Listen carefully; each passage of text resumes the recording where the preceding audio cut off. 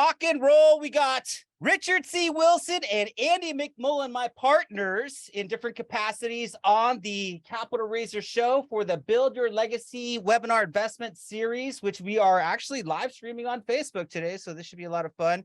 We're going to be admitting some people today, and we have a lot of stuff to cover, especially the stuff that we got going on in this book, Capital Raising. By the way, you can get a free copy at capitalraising.com. So with that, let's introduce the man, the myth, the legend, the Pope of capital raising. Richard Wilson, man. How you doing, my friend? Doing good, Ruben. How you doing today?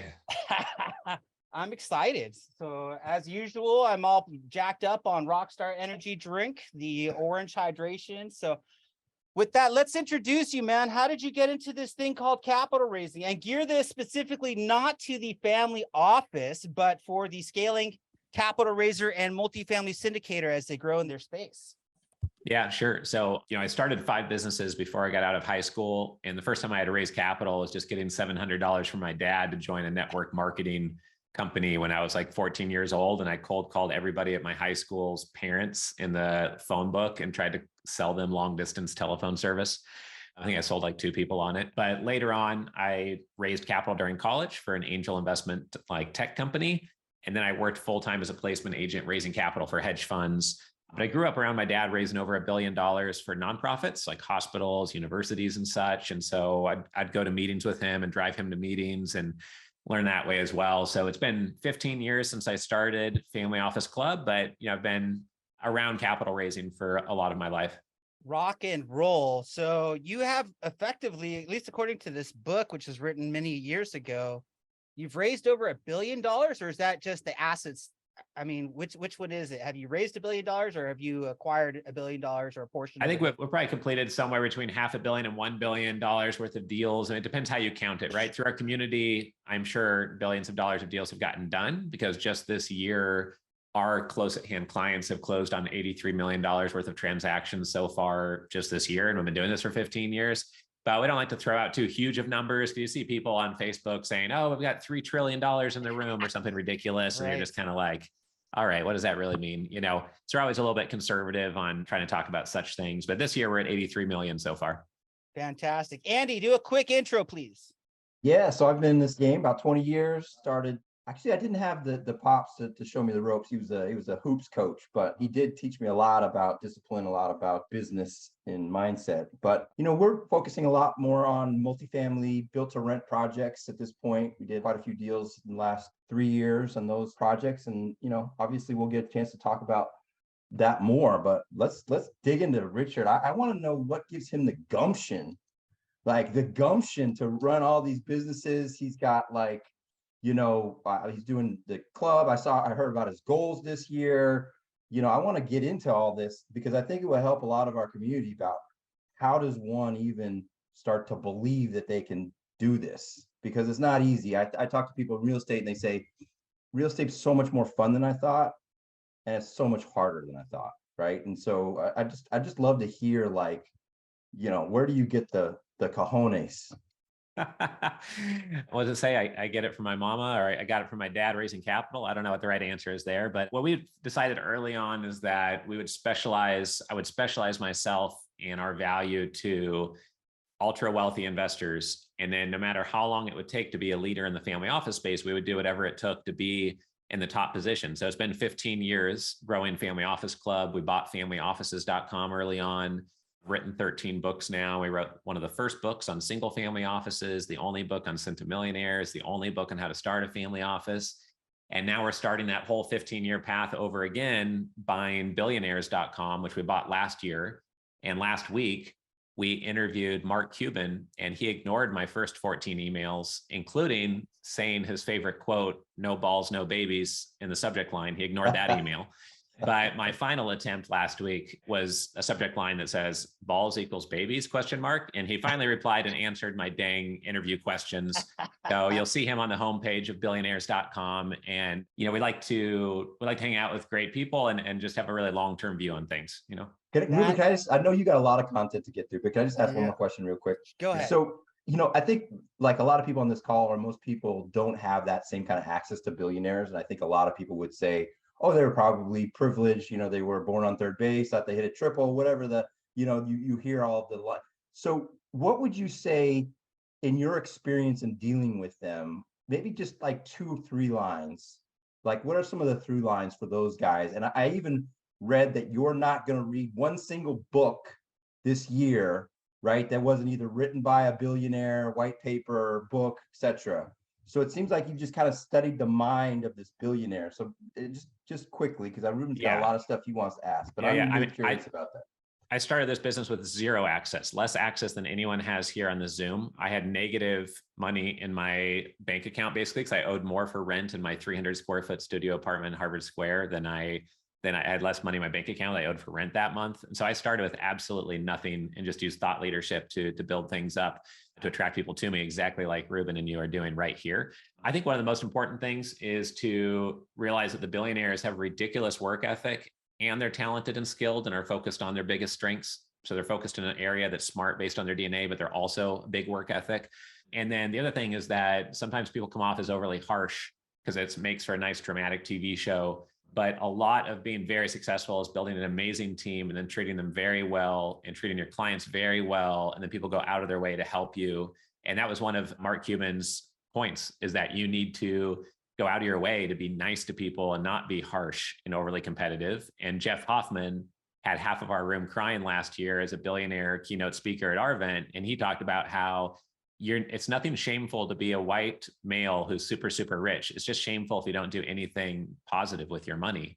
And so he talks about, what's the real motivation for my head of sales? Oh, it's his mother lives in an RV still, and that's where he grew up. So he helped his head of sales buy his mother a house, and was there when he walked the mother into the house that they bought for his salesperson's mom. Wow, fire. All right, cool, guys. So Capital Raiser Show Season 3, now brought to you by Pitch Decks, another one of Richard's companies.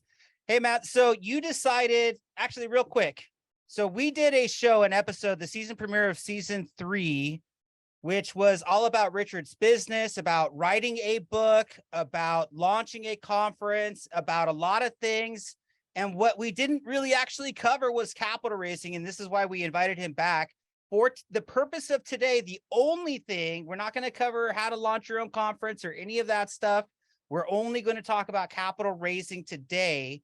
But I do want to ask you real quick, why did you want to become 50% owner of the Capital Raiser Show? I'm curious about this. Well, one, Ruben, is that I want to compliment what my strengths are with people that have other strengths. And you're like super upbeat, high energy, positive, fun guy. I'm kind of introvert, I kind of like hide behind things and answer my emails and negotiate deals behind a screen. And so I like that about you. And you seem like an honest, great person to work with. And it doesn't hurt that you have over 1 million downloads to your show. And the thing is, I run Family Office podcast, and I've thought to myself many times, should I start another podcast? But it's so much work to do a decent job at one podcast that I said, no, I'll stay in my lane and let me just support Ruben and help him go faster down his lane. So it seemed like a really great fit in those reasons. Yeah, 1.2 million downloads as we stand today. It is November 9th, and we already have 30,000, 35,000 or so downloads just this month. So we might be on track to hit 100,000 for our first month that we've hit that ever this month. So we'll see how that goes. I'm not sure with Thanksgiving if that's going to throw a monkey wrench into this. But hey, I wanted to go over some topics from the book, Capital Raising. I'm going to list off 9 different misconceptions and assumptions, which I was reading just last night, and I thought they were very powerful, and I would love for the audience to hear these. And then you can address 1 or 2 of these, but not all 9. Okay, so sure. You need to hire people who have a database of first name relationships to raise capital. Wrong assumption. If you build, they will come. Wrong assumption. Not dedicating any resources to capital raising. Error. Completely missing the mark on authority positioning educational forms of marketing and improving their own pedigree standard in the market. Error. A complete lack of capital raising training. Error. You need to maximize outgoing phone calls and touches at all costs. Wrong assumption. You have a 3-month capital raising goal. You're not focused on medium to long-term. Error. Underestimating the value of being on a first name basis with your investors. Error. And spending 4K on a website, but spending zero on hiring an expert at copywriting marketing for positioning yourself in the marketplace error. Tell me, any of these you think that you would want to cover for the audience today about, which one is the worst misconception or assumption that they need to address as they're scaling and burgeoning capital raisers in the space? Sure. Yeah. The number one that's connected to 3 or 4 of those is not spending enough energy on positioning yourself as an authority in the space, knowing your competitors, knowing what your ideal investors want, and then knowing that what you're putting out there is different and very compelling in 2 or 3 ways than all of your competitors, and compelling in a way that's dialed in exactly to your investor. And the way you communicate that should be done using a sense of authority and positioning. So you are the expert on stem cell investments for anyone living in Texas, or you are the expert for litigation hedge funds or the niche of real estate you're in within your region. So you just have to reverse the flow. In people's mind, they're often reaching out to investors cold and wondering why they don't get back to them. The only time you should reach out to somebody is when you have a really clear way of how you're going to add a ton of value to them so that they'll respond out of their own self-interest. Otherwise, you just should reverse the flow and have leads coming into you. So people are asking for your help to solve a headache that you are particularly well built to solve. So just getting leads to come towards you because of your authority position is the best way to do it. All right, let's knock out some of the chapters in this book. So you have 5 chapters in here, plus the introduction. Chapter 1, analyze. Chapter 2, position. Chapter 3, architect. Chapter 4, execute. And chapter 5, iterate. Out of the capital raising book you can find for free at capitalraising.com. So let's break down analyze. So it is only through understanding how others have raised hundreds of millions that you can develop a high conviction capital raising strategy. When I was reading this, man, it really feels like this is written for or of the style of an MBA student, because it really goes into kind of like SWOT analysis, strengths, weaknesses, oppositions, and threats. But let's just break down analyze. And it's crazy that you fit like a 500-page book in this 90-page pamphlet. It's very thin. You can read it in a day, probably in a couple hours, or maybe even less than that, depending on how fast you read. Tell us about analyze. What do we need to know there? So positioning is the most powerful thing you can do. Architecting, you have to do, or you won't have defense around your positioning. It'll be worthless. But without the analysis, you're just going to position in the wrong place. You might be like, oh, we're going to do this really exciting thing and position ourselves uniquely in this way. Not only may people not care about the position you chose, it may actually hurt you. If you don't know what competitors are doing, you don't know who's raising capital the fastest, you don't know what is hurting others' capital raising or your own, and you don't know what investor you're targeting, and you don't know what your targeted investor set is complaining about and wanting, then you're just randomly throwing darts and be like, oh, let's try this position. And the average investment firm out there has some name like Wilson Capital, and nobody knows if you invest in biotech companies or pig farms, and then they're not attracted to you based on your brand name. The average company out there has no one-liner saying what you do in a concise single statement that nobody else can say. And these things cost absolutely nothing. There's no excuse like, oh, we're early stage, or, oh, we already printed $9 a business card, so we can't change our brand. We know someone who had $8 billion in assets. They rebranded their whole company. Now they're at 22 billion. So at 8 billion, if you can rebrand, if you've got a really bad company name and no one knows what you do by reading it, you can rebrand as well. Okay, cool. Ruben, let me ask you real quick. So on that point, I'm always curious about the kind of like iteration, the process. So at one point you had this position that you decided this is where we're going to stand. And I know because you built multiple businesses that's kind of changed over time. Can you talk about maybe how that evolved just a little bit? Because I think most of us have some position, or we think is a position, might not be working. I imagine there was some inflection point for you or some breakthrough where you're like, oh yeah, I'm not really just this guy, but I can position myself in this. So maybe talk a little bit about that. Yeah, it's a really great question that almost nobody asks, but I realized when I was invited at age 25 to speak on the same stage as 2 prime ministers in Belgium, and they paid me to fly over there and speak there. And I probably walked in, they said, who's this kid? Or like, who's this person who's lost, right? I realized, oh, and then everybody at that event and an event in Monaco I spoke at 2 months later referred to me as the hedge fund blogger guy. Like, oh, you're that hedge fund blogger guy. I'm a subscriber. I'm on your email list. And everyone would refer to me as the hedge fund blogger guy. I realized the only reason they had me speak is because I had put out 400 blog posts on capital raising, hedge funds, and family offices. And everyone, I was like, oh, I kind of created this position of like hedge fund blogger guy. And I don't know if I want to be known as that the rest of my life. So I can create whatever position I want. If I want to be the expert on prosthetic pinkies, or I want to be the expert on family offices, or whatever the niche is, just define that niche topic and audience, and then put out, it's simple, but it takes a lot of hard work, 500 pieces of valuable content on that one little tiny niche.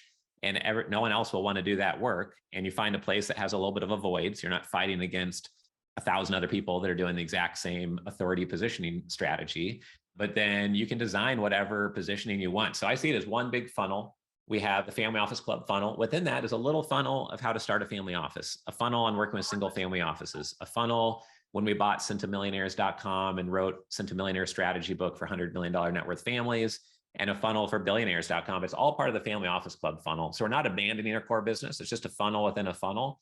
And it all leads into, Disney World. There's just different doorways to come into Disney World into our funnel. Good stuff.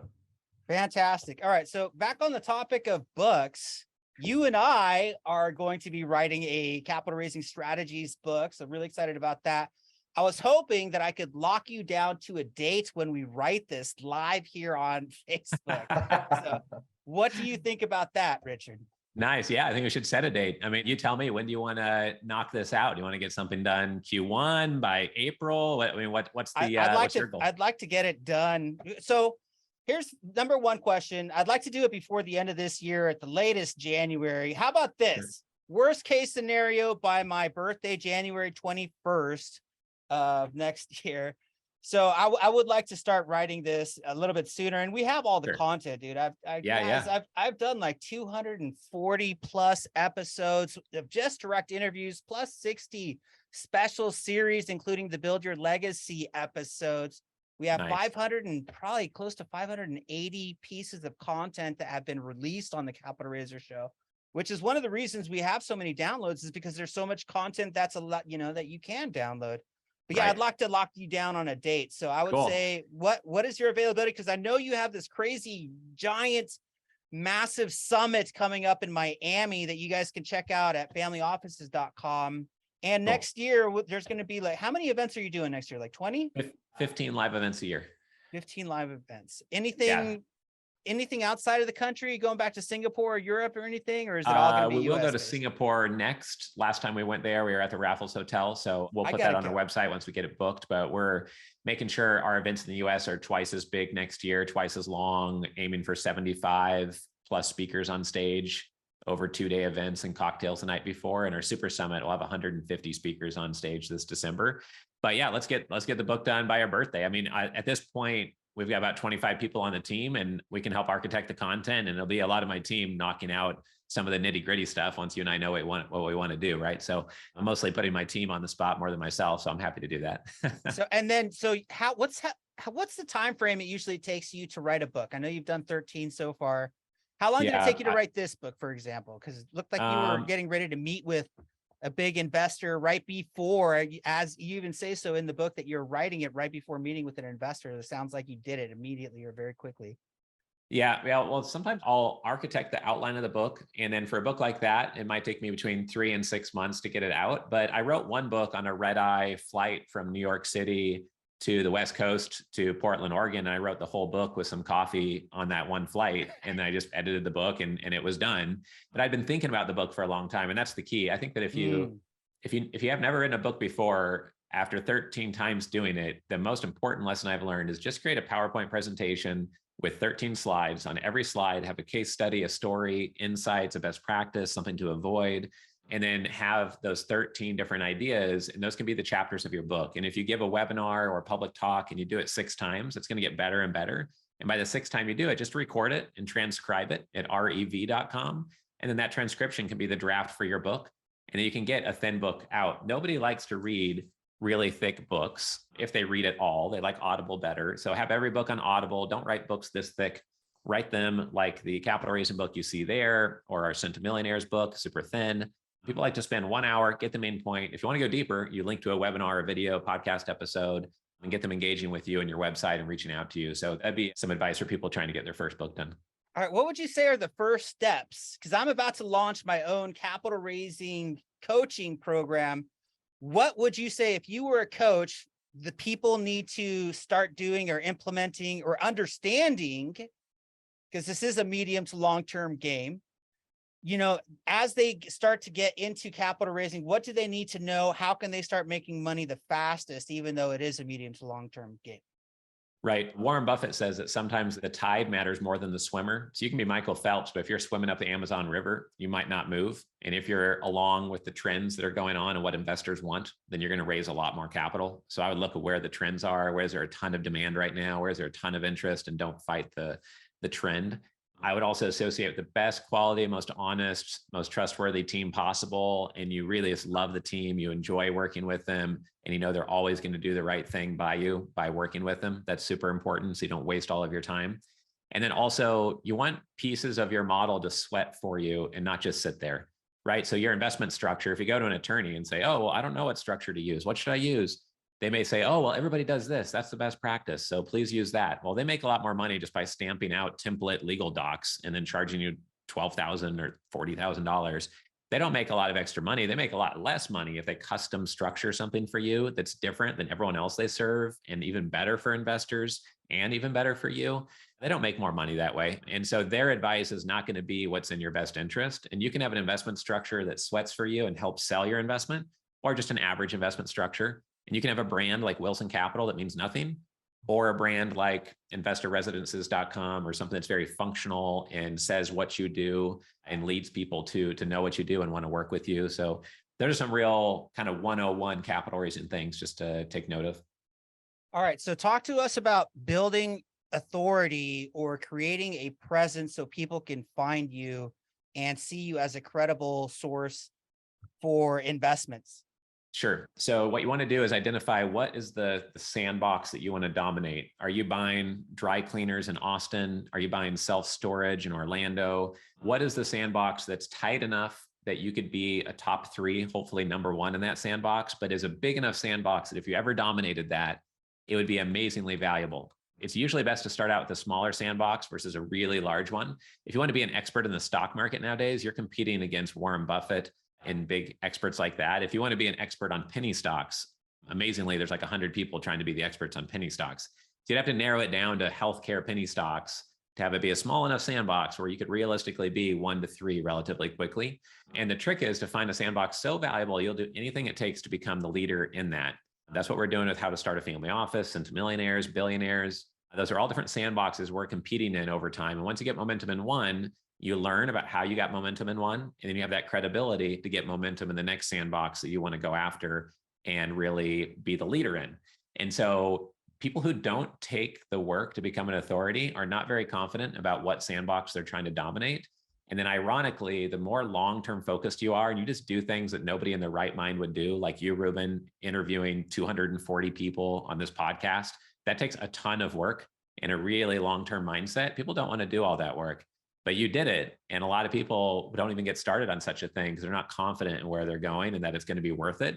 But the more that you do things like you're doing, Ruben, or like I'm doing with our thought leadership, that you would not do in your right mind unless you were focused on the 10, 15-year result, then that's when you actually get faster results, because people now trust you and see you as a relative expert. And they, oh, okay, well, this person's really in it and they know their stuff. And they would not have spoken at 200 events in 15 countries on family offices or whatever it is, Yeah, I would say one thing is, if you're afraid to do it, thought leadership does not necessarily mean that you have to be the one that's providing the thoughts. In my early days, it was all about highlighting the guest, right? So they were the authority. I was just the reporter asking questions, kind of like, hey, tell me about capital raising. How do you do it for limited partners? How do you do it for co-GPs? Tell me about fund structures. And those guys, after listening to them over and over and over, they started to drill some things into the back of my brain. And now I'm able to confidently speak about it. But in the beginning, you don't have to know anything. All you have to do is be curious of mind. Even if you are introverted, you don't have to be the one that has to be outgoing. All you have to do is, well, I would say, drink a little coffee or get a little energy going before you ask these guys questions, just so that you're funny. But they are the ones that provide the authority. So before we go into branding, Andy, do you have any questions? Go ahead, brother. Yeah. So let me ask you. So you've spent a lot of time in the last 2 years, and I think this is kind of, again, goes to the evolution of your businesses. where now I got to figure out for these multimillionaires and billionaires, how do I save them money, right? Because more of it's about wealth preservation at this point. So 3 or 4 maybe tax hacks, because you've talked about, hey, I'm not an expert, or I'm not a CPA, but I do know kind of enough to be able to maybe lead somebody in the right direction. So I think this is a huge value add for capital raisers in general, to be able to be that kind of advisor and consultant. So maybe you can give a couple that would help us as a group, to maybe consider and look at. Maybe there's just some resources even. Sure. So one is that in addition to structuring a deal so that when a normal deal doesn't have collateral, we just simply ask for collateral, something that helps on structuring the deal. But related to investment, if you're investing into a piece of real estate or a company, and all you care about is doubling your money and getting a little equity kicker, or getting a great result where you're unlikely to lose your money, and you don't really care too much of whether you're buying their equipment or buying their real estate asset or buying their operating business, then in some cases you can carve out and buy their equipment and have it be 100% bonus depreciation. And now you get a negative K1 for what you invested that first year. I mean, you may still be able to get that equity kicker and still be able to double your money in the investment, just as if you invested in the company or the real estate. A lot of people know through different membership classes, you could have someone get a debt investment while other people are getting the equity investment. And then that way the people getting the equity get an increased bonus depreciation on a cost segregation study. That would be one tax strategy area. And then a really overlooked area is R&D tax credits for operating businesses. A lot of people qualify for those and don't realize that they do if they're in software development or manufacturing, and that can be a lot of found money. And then the other thing is that we help a lot of families structure things before they have an exit, and then that helps them protect their assets from getting taxed as much and help them just plan out, okay, how much of my money do I want stuck in a qualified opportunity zone for a decade? And then what am I going to do with the rest of my investments? And just helping them navigate that path as they go in a creative way is really important. The last thing I'd say on that is that first decade I run our investor club, I didn't pay a lot of attention to tax efficiency, but it turns out the only people that care about tax efficiency are the ones who make all the money. So most of your investors do care. And the other thing is that investment structures are almost more important than the strategy. If you give me a boring strategy and you let me structure it however I want to, then you can get all the income, all the protection, all the collateral, all the tax benefits, et cetera. And if you take a really great deal, but then it's structured poorly, then it could be a horrible deal for you. So it's just super critical to go deep on structuring and really become an expert on that. Good stuff. Thank you. Cool. Let's talk about branding and marketing. Is it the same thing? Tell me, because I had my mentor, Annie Dickerson, who's raised, I think, over 100 million and distributed 25 million in returns already in her just 4-year career. She's blown up. But she says, and she's the chief branding officer of Good Egg Investments. She says that your brand is one of the most important, if not the most important assets you can create. Can you tell us about building a brand and what you need to do or what you need to think about? Yeah, for sure. So classic brand building that some people think of is doing radio commercials and TV and getting your brand out there. I'm not of that mindset. I was mentored by Eben Pagan and Joe Polish and Gary Halbert and Jay Abraham and Dan Kennedy, Dan Sullivan. And it's about, I think of branding as getting the customer in here instead of getting your brand out there. And so by chance, I've got this picture, I guess it's on this side, that my daughter drew on this wall behind me. You can see this little yellow ring there. And the brand should stand out from the competition, and people know what you do and why they should work with you just because of your brand. Just like your podcast show is not called The Rubin Show, it's called Capital Raiser Show, right? I like that about how you positioned everything. We once changed from Family Office Club to Wilson Conferences, and people dropped off. They want to be part of the Family Office Club, not Wilson Conferences. So you want to position yourself above others in a very unique, focused way. And then the difference of marketing and branding is the marketing is really how do you build a funnel that brings people to your branding over and over again, so they come into your funnel and come in through different doorways of downloading a book on capitalraising.com or familyoffices.com or billionaires.com. And these are different doorways into your brand. So I would just encourage people to start out simple and not make your life too complex. We have complexity built into our system, but that's because we've been doing it for a decade and a half. And oftentimes people go too broad and they're like, oh, I don't want to turn people away. I can't only raise capital from lawyers for my litigation hedge fund.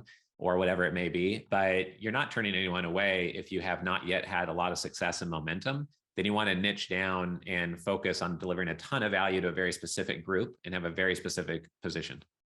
Okay, so I have this thing in my phone. It's called an intention statement that I revisit. It's got a lot of my goals and the reasons why I want to track my goals in there. You have something very similar. I don't know what you call it, but essentially it's a goals document that you look at every day. And selfishly, I want to know, because I want to duplicate something very much like this. Break down what is on there and what are the sections that you specifically have. And do you recommend that people listening on this call create something like this?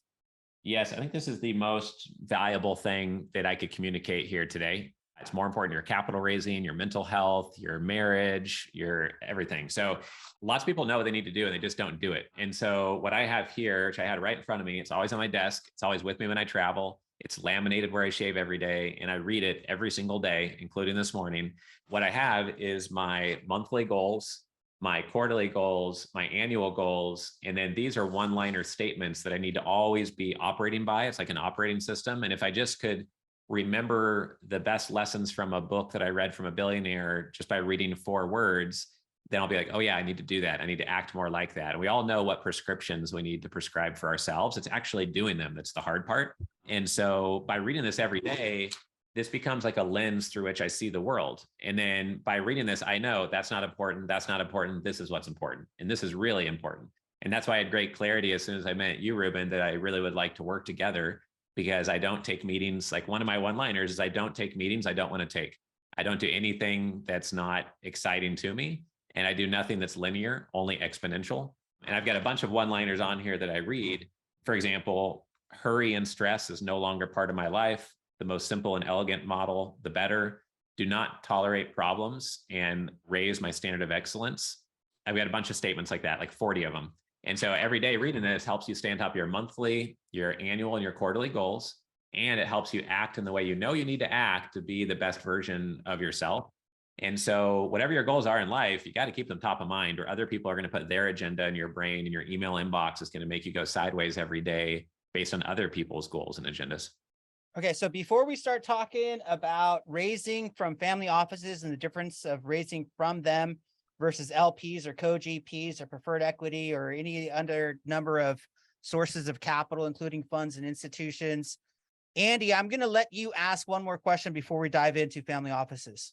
Yeah, I want to hit on that. So so that's your individual goals, right? Now you've got your team and you've got 25 people, all of them with their own individual goals. How are you running your business now? Are you spending most of your time on content? Are you spending time on management? Because when you hear 25 people that you're managing, it sounds almost impossible. Obviously, you've got, lieutenants and, COOs, etc. So how you're getting there, those goals seem to me to be more content oriented and building the business rather than kind of executing the day-to-day stuff. Sure. Well, I'll just be transparent with it. I mean, my number one goal here is probably a little bit hard to read, and I'll be embarrassed if you can actually read the whole thing. But the number one goal is about my family and my wife and my health. If that's not in order, nothing else on this sheet matters. That's one thing. It's not just all about content. I have a goal to get down to 179 pounds, to talk to my sisters once a week, to be the best dad possible, to have a date night once a week, et cetera. And I'm working on proactive health care for myself, not just reactive. So I have goals for myself and my family that are more important than anything else on the page, and that's why they're at the top. And then the other goals are really pretty macro. There's not a ton of goals on here related to content. There's probably 4 to 6 words on here related to creating content out of all these words. And so when I look at my monthly goals, I have my number one priority, which is family, self, and health. And then I have goals related to investorresidences.com, the Airbnb platform, and deals that we're closing there and negotiating, or big investors. I have my deal dashboard, and this is my tracking of all different deals that we're negotiating over a long number of years. It took us 12 years to acquire billionaires.com and over 120 email follow-ups to get it done. And 2 months ago, we acquired the largest social media asset in dentistry with 375,000 members. It took us 13 months to negotiate that deal and over 60 email follow-ups. And so a lot of this stuff is just tracking deals on the deal dashboard, what stage it's at, who's the partner, what needs to move forward, because we're sourcing deals for ourselves as well as our investors. And so A lot of my brain is focused on either hiring amazing people for the team, or it's negotiating deals, structuring deals, and developing relationships with family offices who want to start their family office or formalize it. And we just try to add a ton of value to them and then work with them to place their capital into things that we're doing or, transactions that they're seeking. So I hope that answers your question, but not a ton of my time is spent on creating the content in terms of my monthly goals. But I was in Sedona for a couples retreat with my wife, and I did record 5 videos while I was there. And I got up, and at sunrise, I recorded some videos on the deck, just providing value and basically saying, this is what I've learned while setting up a family office, or this is what I've learned while getting $83 million of deals done in the last year. So you can see these are not highly produced videos. This is what one looks like. Founder of the Family Office Club. We've hosted 185 live events. We have over 1,000 members who are raising capital. The audio is not perfect. There's a bird chirping in the background. I don't have a video crew with me, but I just try to knock out 3 to 5 videos when I travel somewhere interesting, just so it's engaging. Yeah, that's something everybody can do. Everybody on this call. Yeah, go ahead, Ruben. That's awesome. Thank you for sharing Brilliant. that. All right. So what's the difference between raising capital from family offices when you compare that to raising from retail limited partners or co-GPs or other sources of equity? Sure. Yeah. Big difference typically is that when you deal with a high net worth investor, you're typically at least starting with people that already know you or in your local community, and they may only see 3 to 10 investment opportunities per year, sometimes only a couple. And so they don't have much to compare yours against, and they may be investing very small amounts. When you're going to someone who is a stranger, so they don't have as much trust, and they see a lot more deals, they not only have more to choose from, they naturally become more and more picky on their criteria and what they're going to spend time on. And so you have to be much, much more dialed in to what all of your competitors are doing and stand out from them. Saying that you have the best in class or that you're unique doesn't mean anything when the family office looks at materials and it looks like everybody else that's doing value add multifamily that they hear from 4 times a day. It has to truly be compelling and unique compared to the ocean of people in self-storage or multifamily or long short hedge funds, whatever it is you're doing. So that's super critical. But the reward is that if you can win in that game, you'll be even better at raising capital from high net worth. And an $8 million check is the same as 80 $100,000 checks. One of our members raised a $40 million check from our community. That's equal to 400 $100,000 checks. So you can spend 400 times as much time to get the same amount of capital raised. Of course, the terms are going to be slightly different when somebody's uber sophisticated, but it's like 200 times more productive. It just takes patience and planting seeds and adding value first. So how do you even find a family office or start creating relationships with them? Well, they're all around you. I'll give you some clear, practical answers. But when I moved to Phoenix, I saw a retail business that had a subscription model. I said, oh, that's interesting. I looked at their website while I was still at their store for the first time, found that they had 19 locations and said, oh, that's even more interesting. Then I reached out to the owner via LinkedIn that day. And it was my first week moving here. And turns out it was him and his brother running the business. They had just sold to Goldman Sachs for $130 million. They were starting another platform somewhere else. And I got them to reply to me the same day cold by saying, I bet you are opening a new location with investors fairly often, and you're being diluted each time you do. I have an investment structure so you don't get diluted at all, and you can bring in all the capital you need to keep growing. Do you want to have a 10-minute cup of coffee? And it was just a 1-sentence reach out, and I got a response right away because it was something that was in their self-interest and was hitting them between the eyes with an issue they were facing. But you also, you meet ultra wealthy families by, living in Scottsdale or living on the island of Key Biscayne like I used to. So they're all around you, and there's a couple hundred family offices right in your neighborhood or your local area. You meet them by going to family office club conferences, of course, or going to places where they congregate. But the number one thing to remember is that if you're approaching somebody, to do it in a way that's going to add value to them and keep them in mind. So we're connecting 4 different $100 million net worth families. Their sons are taking over the family office, and we're connecting all 4 of those families to each other. That doesn't profit us or benefit us in any way, except for we're adding a lot of value to these families and these sons trying to figure out which way is up and how to manage their dad's expectations and not mess things up for their whole family, Very good stuff. Let's open it up for questions. Anybody got something they want to, or even comments on any of these topics for Richard? Take yourself off mute and ask away, or put it in the chat. Well, while people are putting in the chat, Richard, I want to ask you, so you mentioned in your goals video that I saw about the resources that you're reading now, all billionaire related white papers, etc. Anything that you could share with us as far as some of the stuff that you really felt like we might get some, we might get some wisdom out of? Yeah, for sure. Steve Schwarzman has a book called What It Takes. And I've read probably 25 or 30 billionaire books. And What It Takes by Steve Schwarzman is on Audible. And it's an amazing book. I love it. I'm reading it through for the second time. So I definitely recommend checking that out. I've read Mark Cuban's book twice.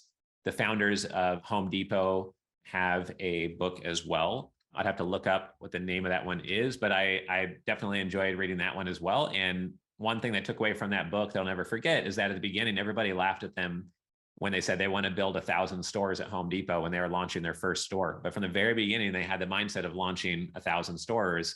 And so they wanted to build things right from the beginning with that in mind. And they had that intent from the very beginning. It wasn't an accident that they have 1,700 stores today.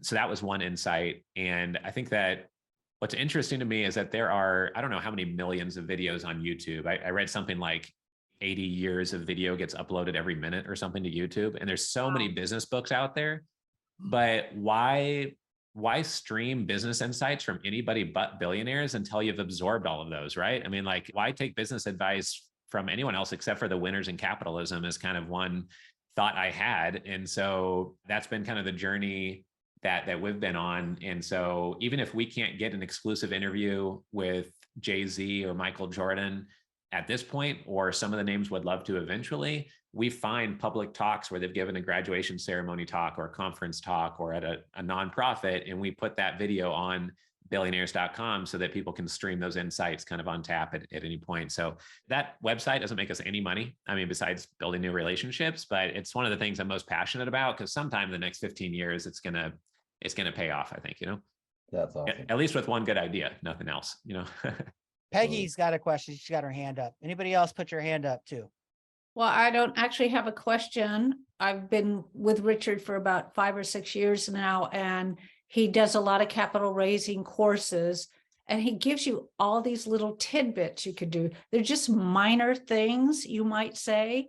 And if you put them in place, you really get, it really works. It really works. And the follow-up, of course, most people don't follow up, unfortunately, but the money's in the follow-up. So, I mean, every time Richard's got something that's available for you to do a capital raising conference, join him. He will give you these great ideas. And if you implement them, you will be highly successful. So Thank you, Richard. Awesome. Yeah, I'll send you that $100 on PayPal. I promise for saying that, Peggy. Yeah, Peggy doesn't say. I recognize Peggy as soon as I saw her on here. I recognize Gunter. I think Rob and I have met somewhere before. There's a couple other names here I recognize. And one thing is that I'm not competing against you guys. We invest into medical practices that are already profitable with multiple locations. We invest into Airbnb value add assets with our Airbnb fund called investorresidences.com. And we run an investor club. I guarantee you nobody listening to this podcast episode has those three things. And if you do, I'd love to talk to you so we can probably co-GP or joint venture or do something together and we can collaborate versus competing. We just introduced $1 billion balance sheet partner this morning to an Airbnb fund that we may co-invest with. And some would see that as funding my competition, but we don't because we're going to learn by being part of that other Airbnb fund's, trajectory, right? So we just have that type of a mindset. I definitely appreciate you mentioning that, Peggy. We just try to give, Joe Polish has a book that says life gives to the giver and takes from the taker is like a quote he has. And he has a book about that as well. And I definitely believe in that kind of mindset. It all comes around over time. Cool. And the follow-up also is super critical. We have a $150 million net worth family we're helping set up a family office for. And it took us 38 emails and 2 phone calls and Zooms over a period of 2 years to get him to engage. But we did so in a polite value add manner, inviting him to our next event coming up, et cetera. And now he's engaging because the timing was right. So that's what it takes sometimes. Okay, Mahad, feel free to ask away. Okay, hey Richard, I wanted to ask about family office groups. And do the family office groups that you work with, do they require years of experience, or do they mainly focus on just the value that you can provide them? Primary focus is on the value you provide them, but the terms will be different based on your experience and your track record and how much skin in the game you have. So one group I know that has $1 billion balance sheet, known the founder of the company for 12 years, he found somebody that had a systematic contract in place to develop healthcare centers for a client. and the client would sign the lease for the healthcare center before it's built, but they need somebody to build it. And so this person came with a relationship. They didn't have the ability to manage contractors or do ground up development, but they brought this to the $1 billion balance sheet partner, and they not only funded it, but managed the construction and gave them a piece of the deal for at least finding the opportunity. So their participation is much less than if they had the ability to construct it, build it, manage the whole thing, and all they needed was money. But sometimes early on, you need more than money to make sure the deal goes well and assure the counterparty that it's going to go well. In other cases, people have some progress. And so by somebody providing all the capital and overseeing some of the construction or management or operations, they'll take like 50% of the upside, but bring all of the capital to the table and help bring in the LPs, but be kind of a co-GP manager. So it just depends on the situation, but it just has to be really unique from what everyone else is saying, or they're just going to kind of glaze over and not engage in the first place, you know? Gunter, do you have a question before we turn it over to Irish Kevin? Go ahead, Gunter.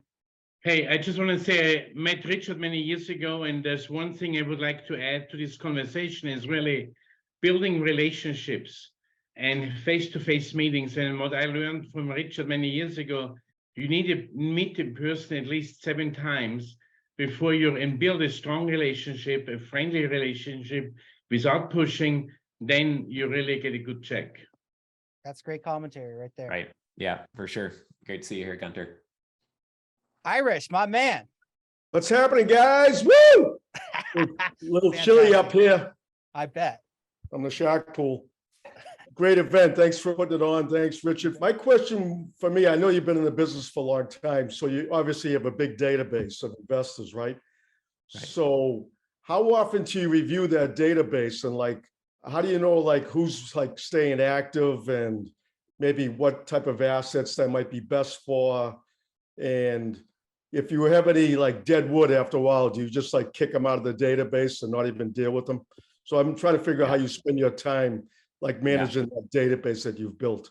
Yeah, sure. So Deadwood, we don't kick out unless they're just from countries where we just tend to never transact with investors. And if they're in countries where we just don't really make much progress, we'll sometimes remove them from our database. We do use HubSpot to manage things. You know, other good options would be like Active Campaign is a decent option to consider. You can see who's clicking on links, who's engaging, et cetera. But we also rank our investors based on whether they're 1 million plus net worth. I think we have 10 million plus net worth or 100 million plus net worth. We also rank them based on whether they need help starting a family office or there's some other relevant way of working with them. And then also on their level of engagement, not just their dollar value net worth, but also is it a 1, 2, or 3, a 1 being very engaged, a 2 very lightly engaged, but we think there's potential there, and 3 being not engaged. And then my head of investor relations can be working that list, updating the CRM every day. And her job is to touch base via text message, email, and phone call with 50 investors per day to be planting those seeds and developing those relationships. And then the ones who want to start a family office or could write bigger checks or are ready to move forward, she hands over to me to try to bring them home and do something with them or invite them to the events to meet with us and meet our team, et cetera.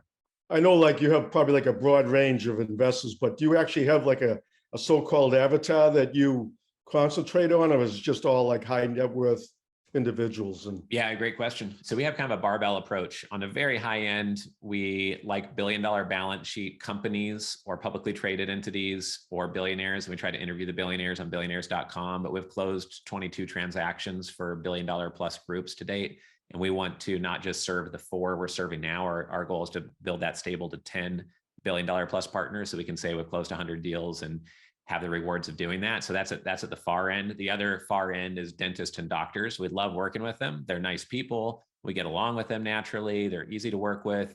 And we like investing into medical practices, both medical and dental. And so when we talk to a doctor about investing in somebody else's medical practice, it's a pretty easy, straightforward conversation. And everybody wants real estate, so they can invest into our Airbnb fund. So both conversations are very easy and natural. And that's high volume. The $1 billion balance sheet group's very low volume. And then the middle is really just other investors who approach us. We invite them to our events. We'll work with them. It's just not a target group unless there's someone starting a family office. And then we've got a book, of course, called How to Start a Family Office. And we've got a free dashboard for them. And we help set up their family office, hire a better wealth advisor, hook them up with service providers. And we do all that for free just to know their direct investment strike zone. And then we'll bring things that hit that buy box. But we do all the work up free while our competition charges $50,000 to $250,000 to set up a family office. We don't need their short-term fees. We just want to win with them long-term. So everything is structured for the long term. In the medical practices, we have equity for when they sell one day. And in the Airbnb fund, we don't make $1 of profits or collect any asset management fees until our investors get all their money back and then double their money. And once they get a 2x return, that's when we benefit. And so that's important to understanding where we focus our energy.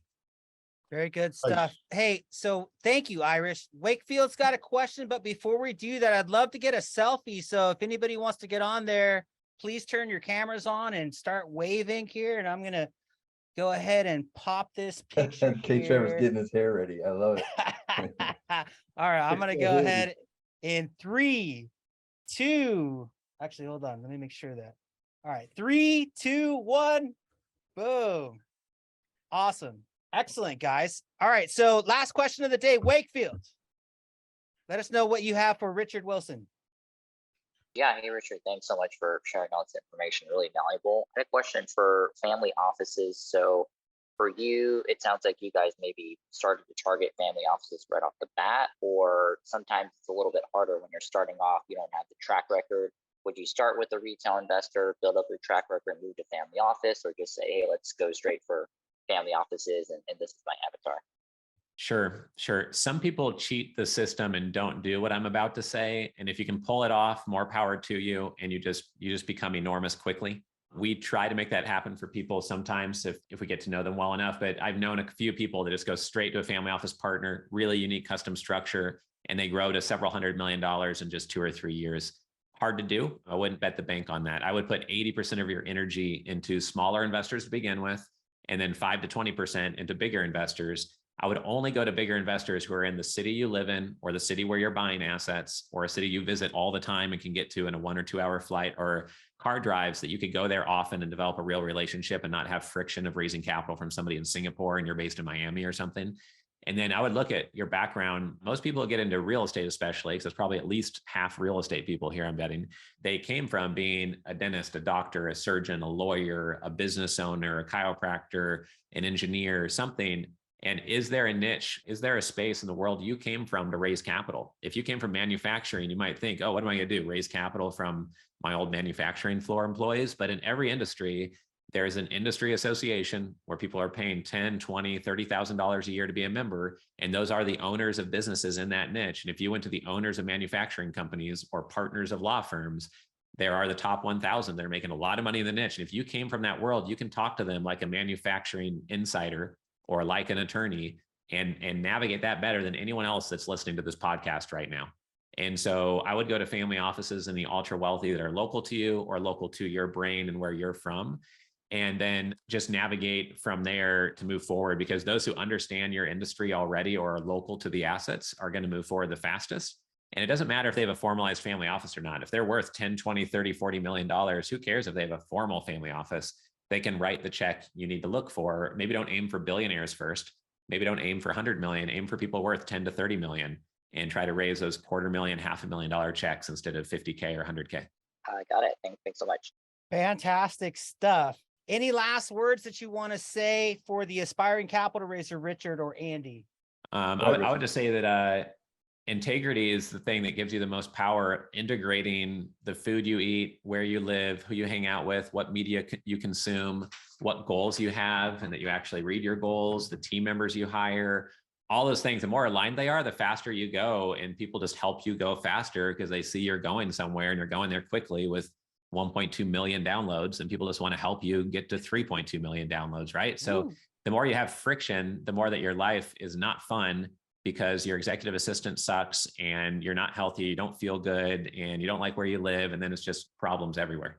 Yeah, one thing, Ruben, just for everybody in this room, Ruben started off with 0 downloads and he just kept doing it and doing it and doing it. And now his partner is Richard C. Wilson, who basically has billionaires in his network. And I just think it's pretty awesome how quickly these things can grow. They always start slower than you think, and then it's faster than you think, right? So great stuff, Richard, man. Really appreciate you coming on today. Yeah, that was awesome. fantastic. Yeah, no problem. We're happy to help anyone here who has a a question, I'm always happy to help, reply to a text, reply to an email, get back to you as soon as I physically can, just to be helpful. And that's what our whole brand is about. Just like Ruben, just trying to help people before they spend $1 with us. So they know that we're genuine and authentic, trying to be helpful. Cool, guys. And go to the Super Summit. It's got 150 billionaires or something ridiculous like that. Or they've all raised at least $100 million, right? Is that what it is? We have one event a year where everybody's raised 100 million plus. This one, we have 150 speakers on stage in 3 days and more family offices on stage than any other event globally. And it's right in Fort Lauderdale on the beach in mid-December. So for most of you, that'd be a nice relief from the cold weather you're already feeling there. Fantastic. Well, this has been a blast, man. I look forward to catching up with you and writing a book very soon. With that, we're going to let you go, brother. Thank you so much, man. Really appreciate your partnership and your friendship, my friend.